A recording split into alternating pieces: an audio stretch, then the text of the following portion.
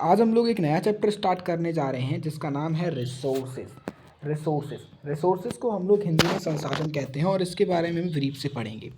फिर उसके बाद में हम लोग पढ़ेंगे टाइप्स ऑफ रिसोर्सेज के बारे में, जिसमें टाइप्स ऑफ रिसोर्सेज में हमारे आते हैं natural resources, human made resource और ह्यूमन रिसोर्स। फिर उसके बाद में रिसोर्स के कंजर्वेशन को पढ़ेंगे और रिसोर्सेज कंजर्वेशन कैसे होगा और सस्टेनेबल डेवलपमेंट क्या होता है इसके बारे में देखेंगे।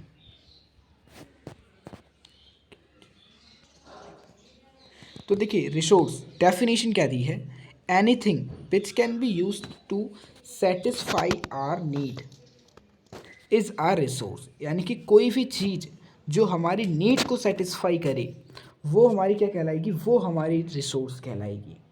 अब क्वेश्चन आता है कि क्या चीज़ें हैं जो एक रिसोर्स बनाती हैं, तो वो चीज़ है हमारी यूटिलिटी यानी कि यूटिलिटी, और एक और फैक्टर रहता है वो रहता है यूजेबिलिटी,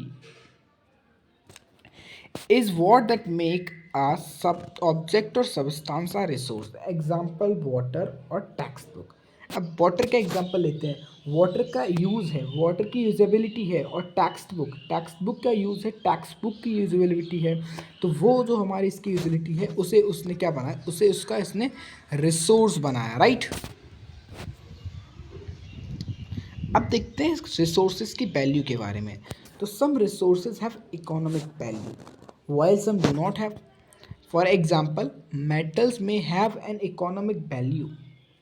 जो भी हमारे मेटल्स हैं उनके पास में इकोनॉमिक वैल्यू होती है, क्योंकि सम एग्जांपल लेते हैं, हमारे पास में एक्स मेटल है और ये हमारा कोई वाई पर्सन है और ये कोई जेड पर्सन है। जो एक्स मटेरियल है वो वाई पर्सन के पास में है, और जब वो वाई पर्सन इस जो एक्स मटेरियल है जेड पर्सन को सेल करेगा, तो जो ट्रांजैक्शन होगा वहाँ से जो उसे जो रेवेन्यू मिलेगा, तो यहाँ से यहाँ पे रिसोर्सेज की इकोनॉमिक वैल्यू भी होती है, राइट।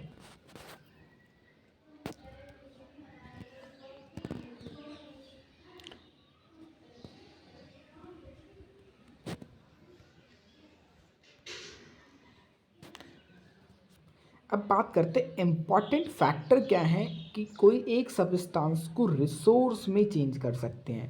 तो these important factors are time and technology.